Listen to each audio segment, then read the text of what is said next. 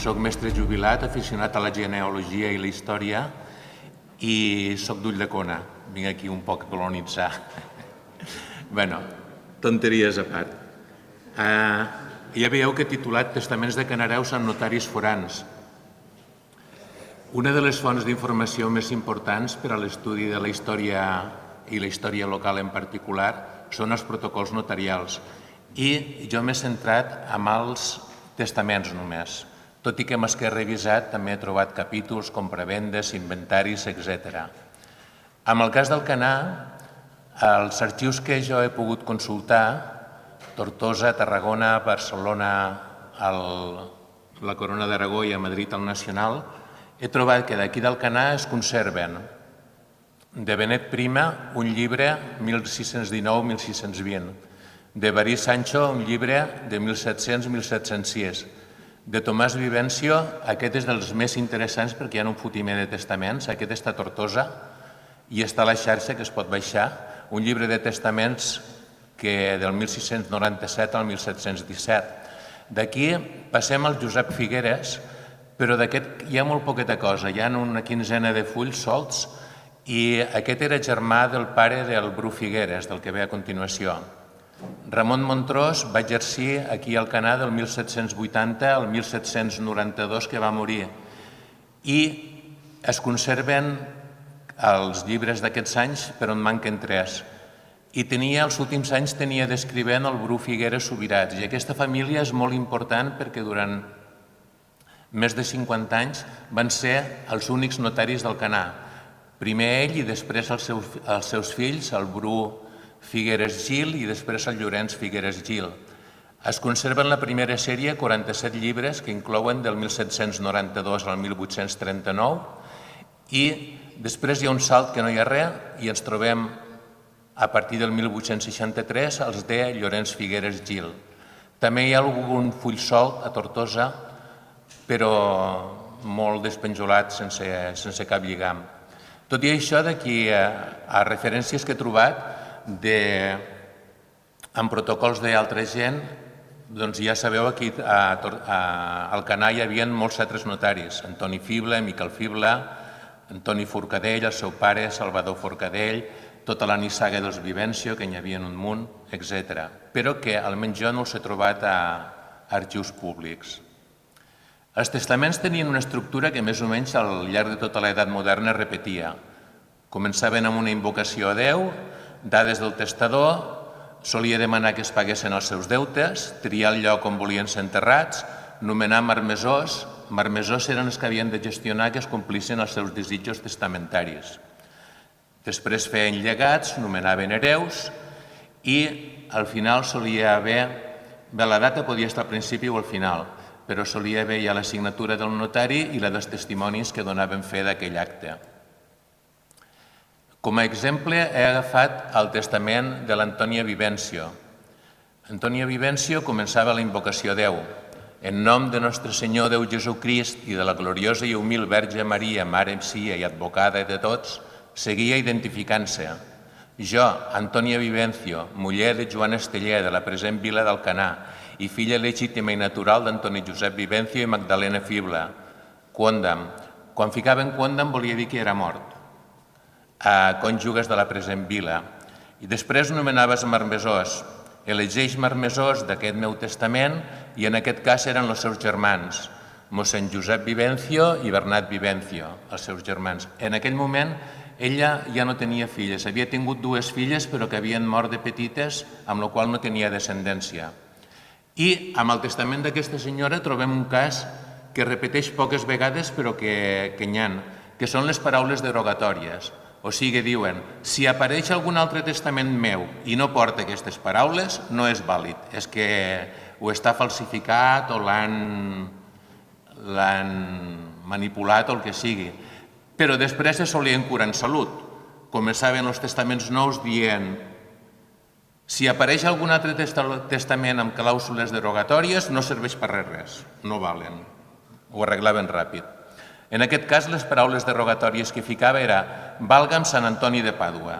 Qualsevol cosa posterior que no digués això no valia per a res.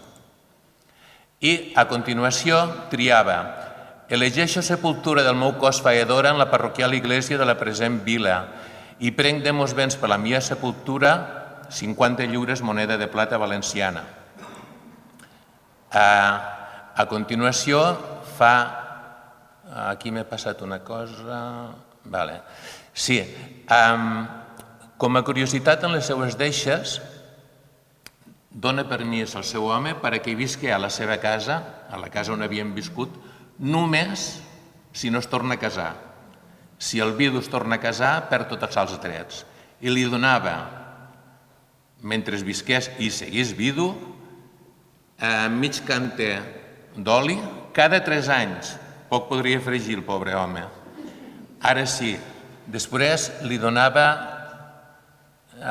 ho he perdut. Li donava cantes de vi, cada any li donava bastant, podia anar alegret el que li quedés. Què més? Sí.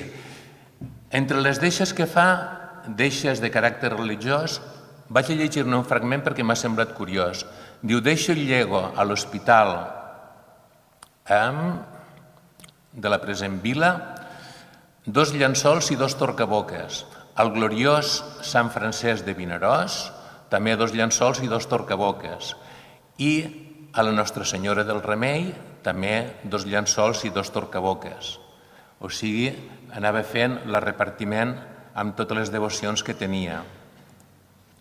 Posteriorment, aquests els de tipus religiós, i hereus deixa els seus 2 germans. Això crida bastant l'atenció en testaments que trobem d'aquesta època, que rarament es deixa al marit l'hereu. Com a molt, el marit deixarà usufructuari, o sigui que gaudeixi dels béns mentre es visca, però l'herència tornava cap a casa, no hi havia que desfer patrimoni. I, finalment, aquí ens diu que el va fer a la casa del seu germà el Bernat, o sigui, el testament l'havia fet amb un notari d'Ulldecona, però havia fet baixar el notari aquí, que anés a casa del seu germà a fer-lo allí. I els testimonis són Joan Josep Queralt, estudiant de filosofia, i Josep Fibla, dit lo general. També trobem bastant amb els protocols de Canareus que es fica l'apodo o malnom, o renom, diguem-li com vulguem. I jo crec que és la raó, i així Jordi m'ho havia confirmat algun cop, de què és donat a la repetició de cognoms que hi ha aquí al Canà. Hi ha tants de Revertés, tants de Sancho, tants de Fibla, amb el mateix nom i els mateixos cognoms, que si no fiquen algun aclariment darrere no sabem ben bé a qui es refereixen. Doncs aquest cas era el general. Aquest testament, em sembla que no ho he dit, s'havia fet a Ulldecona, aquí ho diu, si no ho tinc apuntat, és igual, cap al 1740-50. En aquest quadre veiem el cas d'una família canareva benestant. Antoni Pau Fibla, casat 2 cops, té 2 filles i un fill. La filla, Magdalena Fibla, casada amb Josep Sancho I i en Antoni Josep Vivencio després, el trobem que té també 5 fills, Pau, el doctor Josep Sancho, mossèn Josep Vivencio, Antònia Vivencio, Bernat Vivencio. La segona, Maria Fibla, té 3 filles, les quals estan casades amb 3 doctors en dret. Abans que parlaven de doctors en dret, doncs les 3 filles, la Josepa, casada amb el doctor Carles I Vinyals, l'Agustina, casada amb el doctor Andreu Batista Xavalera, i la Maria, casada amb el doctor Aiguavives Gallent, els 3 doctors en dret. I finalment l'Ignasi, que aquest era pagès, s'havia quedat amb les terres, té 2 fills notaris, el Miquel Fibla i el Pau Fibla, i on he trobat la curiositat d'això? Que amb tota una família plena de doctors en dret, amb notaris i tal, resulta el fill Ignasi se'n va fer el testament a Ulldecona amb Josep Domènec. La filla d'Ignasi, Maria, també se'n va a Ulldecona a fer-lo amb Josep Domènec. La Maria Queralt, a la Sénia, amb Crisando Vidal. El Pau Fibla, a Tortosa, amb Carles Vidal. Aquest té certa lògica perquè es va casar a Tortosa i crec que vivia allà. La Magdalena Anglès Pastor, a la Sénia, amb Crisando... Bueno, a la Sénia. El notari era de la Sénia, però el feien baixar aquí. I els Vidal de la Sénia eren tota una nissaga que durant 200 anys, de pares a fills, es van anar passant la notaria. L'Antònia Vivencio amb el Joan Batista Montrós i la Maria Fibla amb Josep Domènec i Ferrer d'Ulldecona. Què tenen de comú aquells notaris? Doncs almenys els d'Ulldecona que conec, que eren filipistes. Tant el Domènec Ferrer, fill d'un altre notari de Maurici, com la nissaga dels Montrós, que n'hi havia un munt de notaris, doncs tots havien estat filipistes. Podia ser la raó que aquestes famílies benestants i potents d'aquí d'Alcanar que busquessin notaris de fora. El primer testament que he trobat d'algun canareu ha sigut d'una canareva, Eulària Fible. Aquesta senyora va fer testament en Gabriel Forcadell el 22 d'agost de 1554. Amb aquest ens deia: en nom de Nostre Senyor Déu sia, com no hi ha cosa més certa que la mort i més incerta que l'hora d'aquella, aquest encapçalament m'encanta, es troba molts. Jo, n'Eulàlia, muller en primeres núpcies d'en Sancho Verge, quòndam, o sigui que era mort, d'Ulldecona, i en segona i últimes núpcies d'en Miquel Reverter, pagès del lloc d'Alcanar, filla de l'honorable en Pere Fible de Naveneta, muller d'aquell, tots difunts del dit lloc d'Alcanar.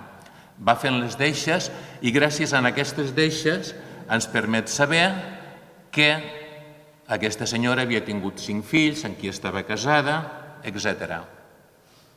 Un altre que m'ha agradat ressaltar és el testament de Maria Agustina Chavalera, que va fer testament 2 cops.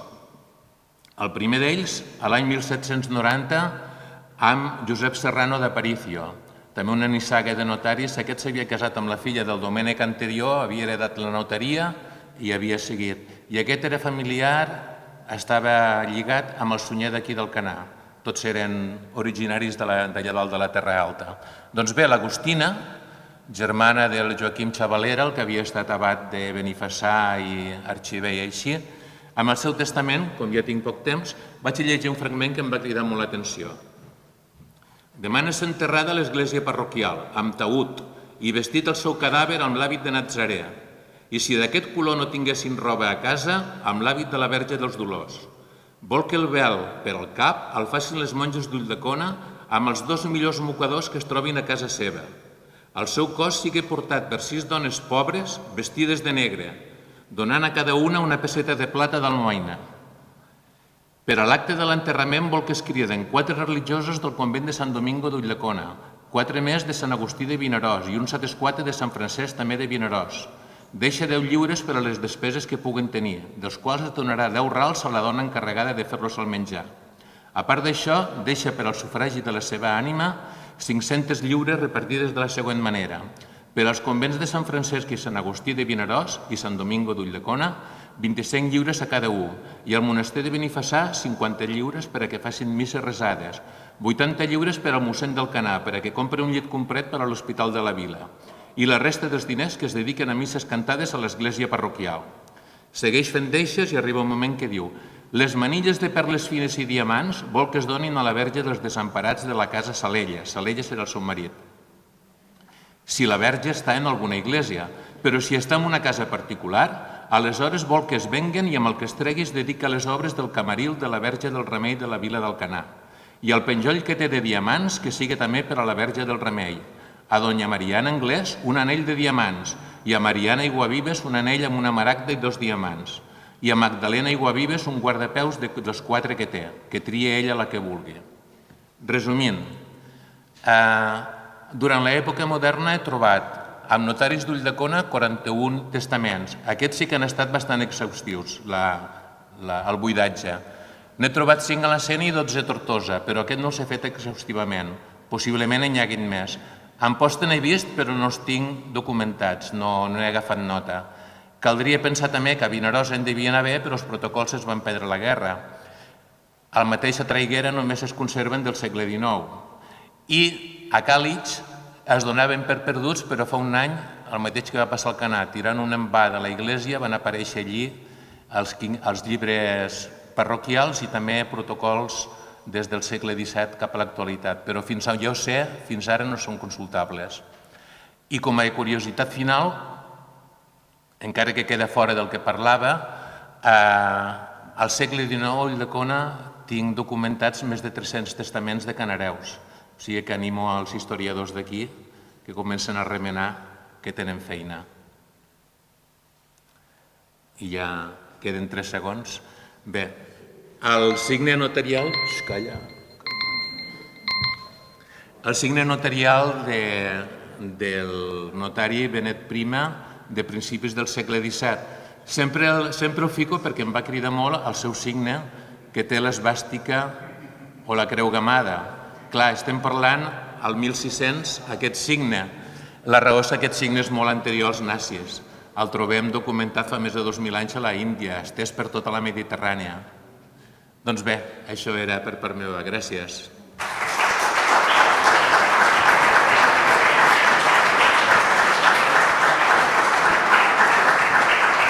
Gràcies.